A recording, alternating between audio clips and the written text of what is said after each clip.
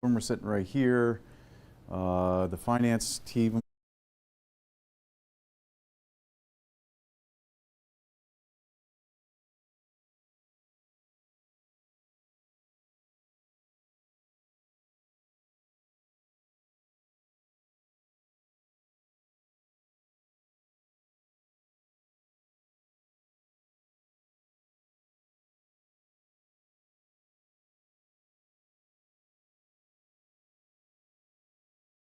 Been with us for many years.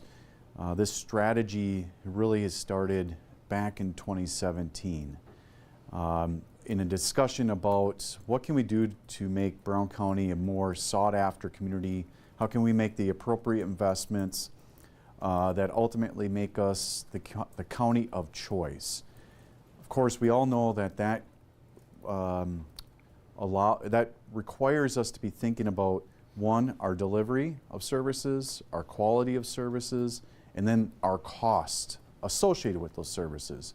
And so we, as a county, as a government, want to make sure that we are, one, improving our services, but continuously delivering efficient, cost-effective services. So that requires us to be constantly thinking, how do we do more, more effectively? How do we make sure that we're not outpricing ourselves from a competitive standpoint? And when businesses are thinking, or families are thinking about wanting to locate in a community, we want them to see that Brown County not only has great recreational and services, but also is very affordable. And so I think this budget will present to you one piece of the puzzle where I think Brown County is making, I would say, an argument or a strong case as to why we should be the place of choice for families and businesses to want to locate. So here we go. We're going to talk about finances, net new construction, infrastructure investments, department and levy, and unfunded mandates. First and foremost, the finances, the things that most people are very interested in. Here we go. As you guys are aware, Brown County's been on this debt reduction, infrastructure, tax relief plan. It's working. And it's working to the point where we now have the lowest tax rate in recorded history of Brown County. To put in perspective, back in 1972, the tax rate was 7.93. Today we're at 2.8. That's 24 cents less than what we were the previous year. And so when we outlined that vision and that plan that we wanted to put in place back in 2017, it's working. By paying down the debt, by paying off the debt levy, the payment that we use to pay for the credit card, and the community continuing to grow. So where Brown County is making those infrastructure investments, we just saw it with the growth in population and housing was in areas that we had the VV29 interchange along with the Southern Bridge infrastructure that's taken place. So very positive in terms of the overall mill rate for Brown County. Outstanding debt, we're going to be going down another $7 million roughly. So we're going to be at a historic low for Brown County. We're going to be at $34 million roughly. Since taking office, we've lowered the debt by $120 million. That's pretty significant when you think about the state of our federal government in the trillions and trillions of dollars in debt. So we're, by contrast, showing that as a community, we have the finances of our public at heart. Equalized value, as you can see, continues to grow. Again, when you think about those investments that government can make, how does that spur economic development, economic activity? And so when we are making those appropriate investments in the quality of life and in our infrastructure, that encourages businesses and families to want to live here. And we already know that we have a continuous growth in our population demographics, but we also have the continuous growth in economic investment. So the equalized value, of course, is showing that that continues to work. So the quick facts, Right now, if you can see, our budget levy is actually going to go down this year in comparison to previous year. So we're actually going to see a budget levy reduction. We're going to be seeing a budget tax rate reduction. We're going to see our debt go down.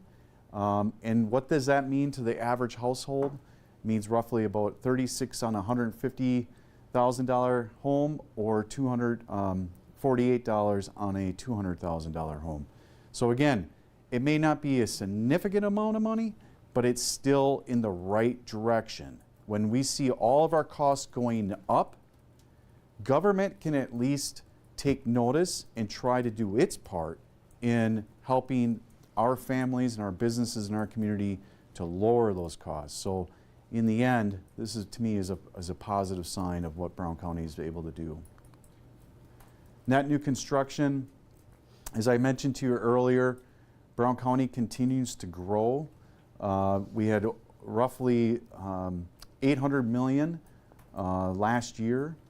That's up 2.1% from the previous year. And you can see where the growth is taking place. Town of New Denmark, the village of Ashwaubenon, town of Lawrence, the village of Wrightstown, and the village of Hobart, all seeing plus 3% growth in that equalized value. That's a great sign. You can also see that Brown County in the New North region is up 2.29% in total population growth compared to the 1.15 in the New North region. So again, we're seeing people want to move to Brown County.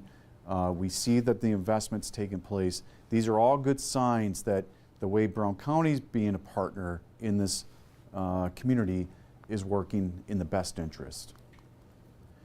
Net new construction, again, we see that it's literally almost 50% higher over the 5-year average. Part of that's due to the recent paper mills that were built, which are roughly over $500 million. We just, the Georgia Pacific just cut the ribbon on their investment. Green Bay Packaging, of course, had their investment a couple of years ago.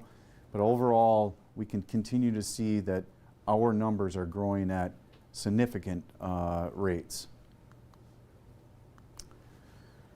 So the bridge that's been talked about for decades, it's actually starting to take full-on action. I mean, you're now starting to see ground being broken.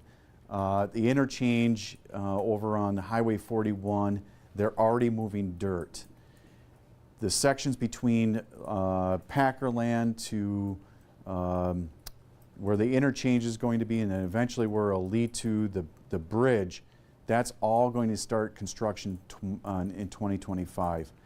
We're finally starting to see that. So what does that mean? Well, of course, once you start projects, you need to have funding. And so in this budget, we are beginning to really truly realize the costs associated with the Southern Bridge.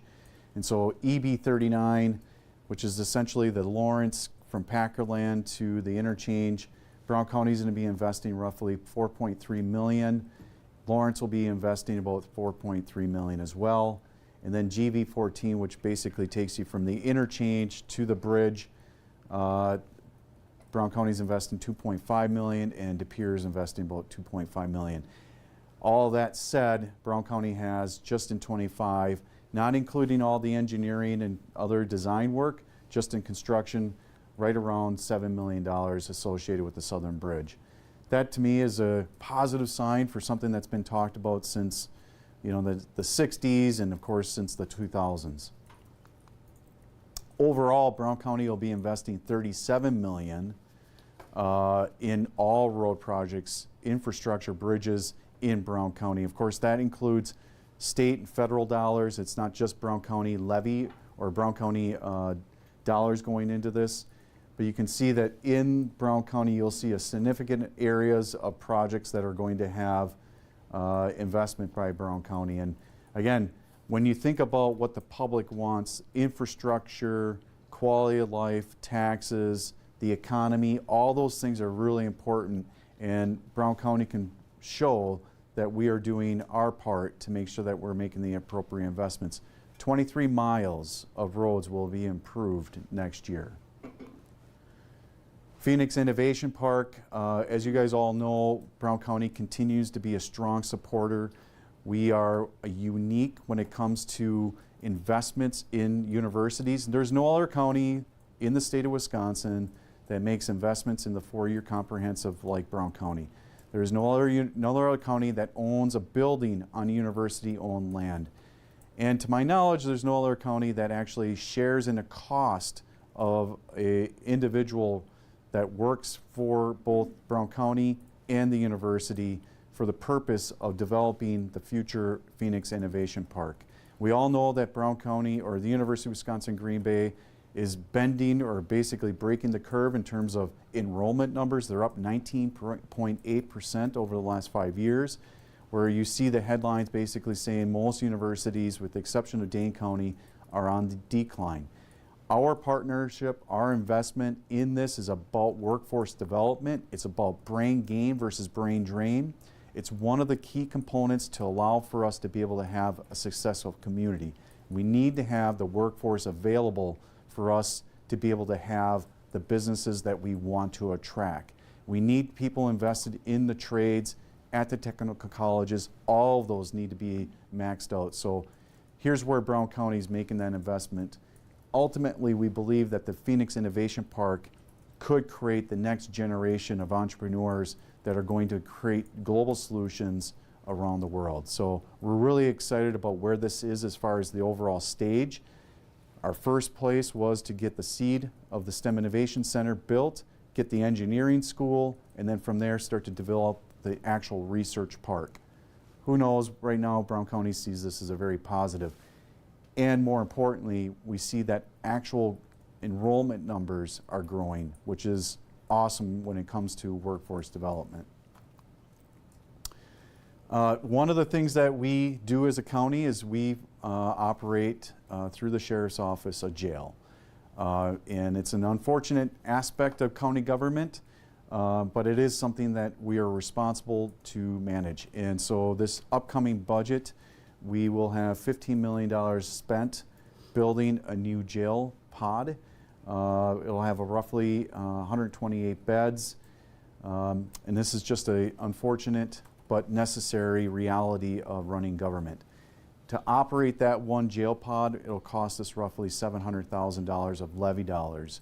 And I'll talk a little bit more about how the state, we really need the state to step up to address the unfunded mandates, because every year we do the budget, you guys all are aware that we're coming to you and saying, hey, we need to be more efficient, we need to deliver services better, because the dollars that we have available to us are not, the money tree is not outside.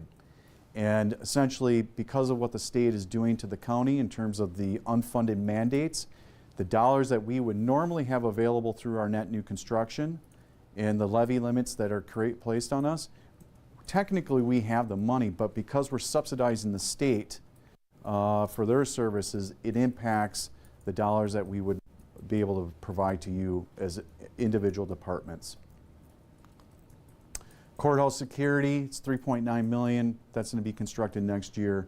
It's part of the overall campus review, but this is one of the pieces of the puzzle that ultimately the county board, along with the courthouse, decided that we needed to do sooner than later. So in 2025, that will be constructed. The port development site, as you are aware, Brown County, Port of Green Bay, City of Green Bay have been working on what we can do to reimagine port growth in the Bay of Green Bay. So right now we're hoping to be able to construct out phase 1 of that. As you're aware, Brown County was, along with the City of Green Bay, was not able to get the $25 million additional grant to offset the inflationary costs associated with this project. Originally it was projected to be $30 million, and then when we got our cost estimates back, it ballooned to over $50 million. We requested a grant from the federal government. We weren't successful, so that required us to actually scramble, kind of cut back the project, rescope it, resize it, and right now we're hoping that what we've now presented to the parties, this will be acceptable. So more to come on that.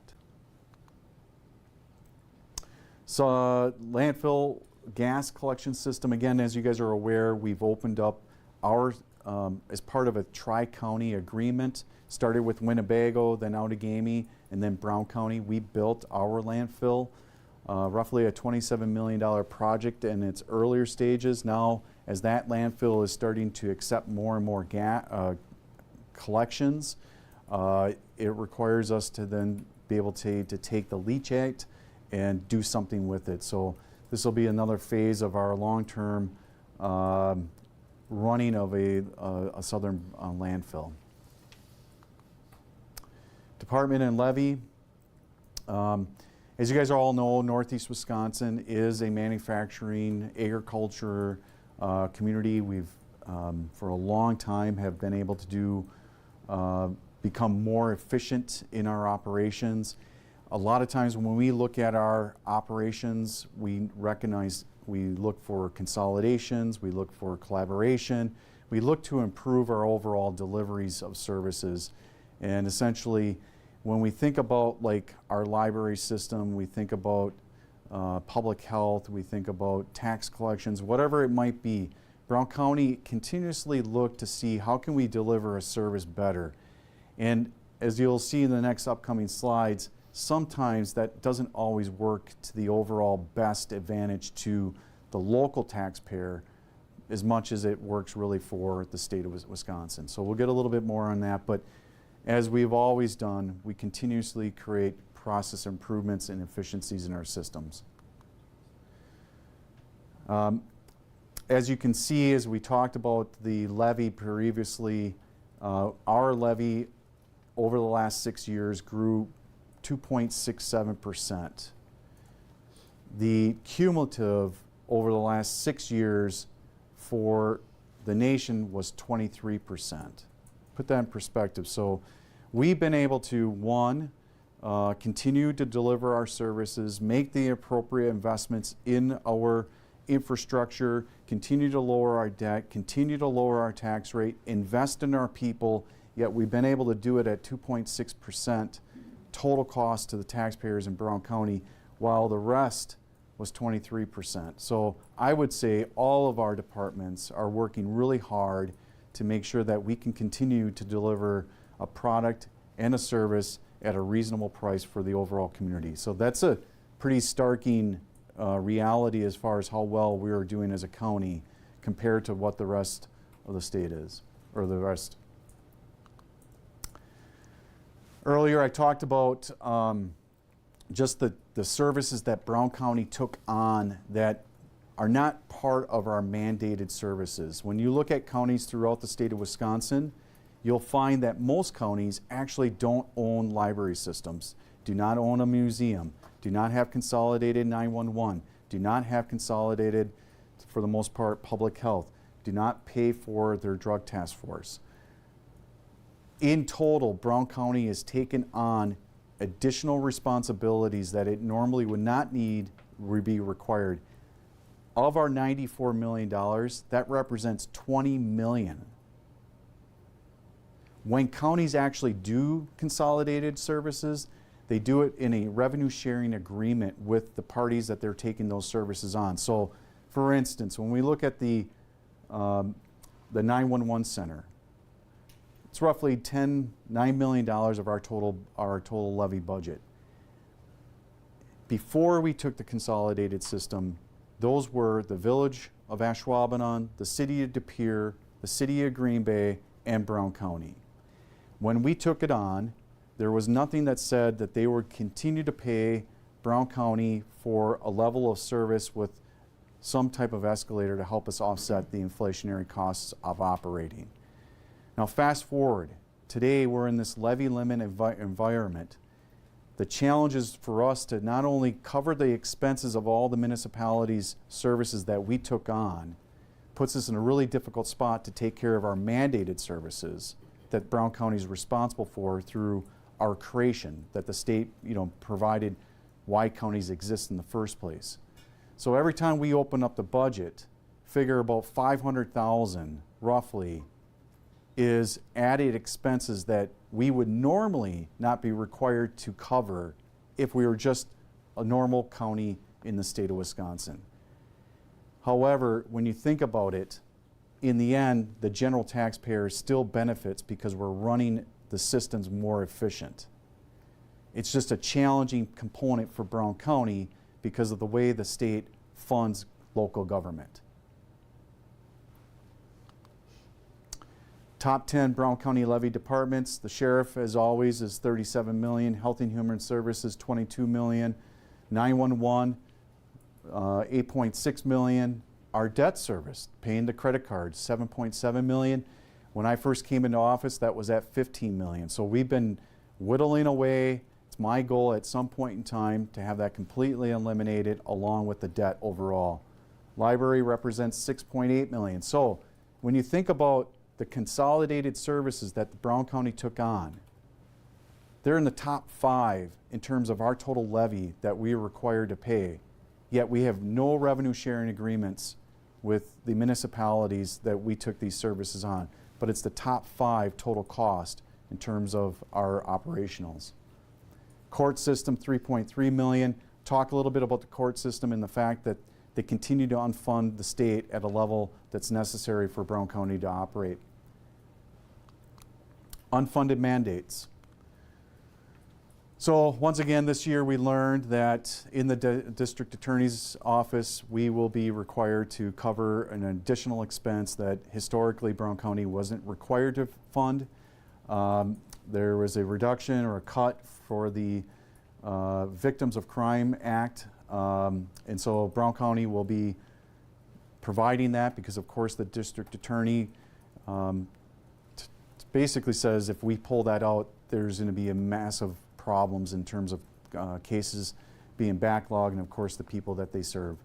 So right now, Brown County is, again, funding an additional 2 ADAs that normally the state of Wisconsin would be funding. We have a report that shows that Wisconsin, or the state, should be funding an additional 7 ADAs based on our per capita and what other counties receive in state funding.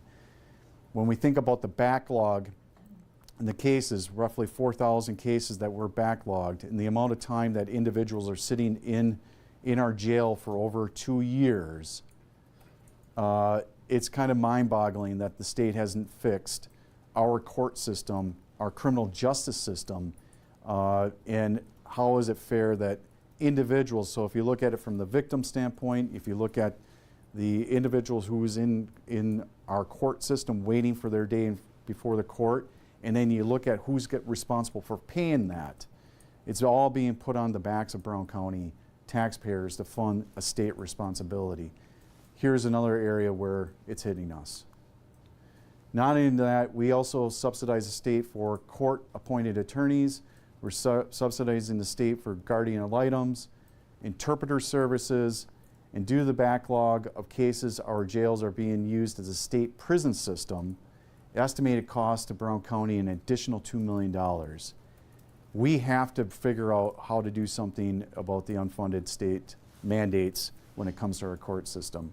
And what I did last year is basically worked with the Wisconsin Counties Association along with the Wisconsin Counties executives and administrators to make this the top issue for the next state biennial budget. Every county around the state of Wisconsin is finally saying enough is enough. We need to address this issue because of how much the state has relied on counties to subsidize their operations. And when we think about the services that all the different departments want us to invest in, we should really be thinking about how the state is underfunding us because it's impacting the ability for us to provide the services that we're responsible for. And so this will be the #1 issue or a top priority for both WCA and WCEA for the next biennial budget. And we're hoping that both the governor's office along with the legislature can recognize that they need to fix this problem. And that's it. At this point, it concludes the overall budget presentation. For the media, of course, I'm available for one-on-ones or questioning afterwards. Okay? Thank you for the interest. Yay!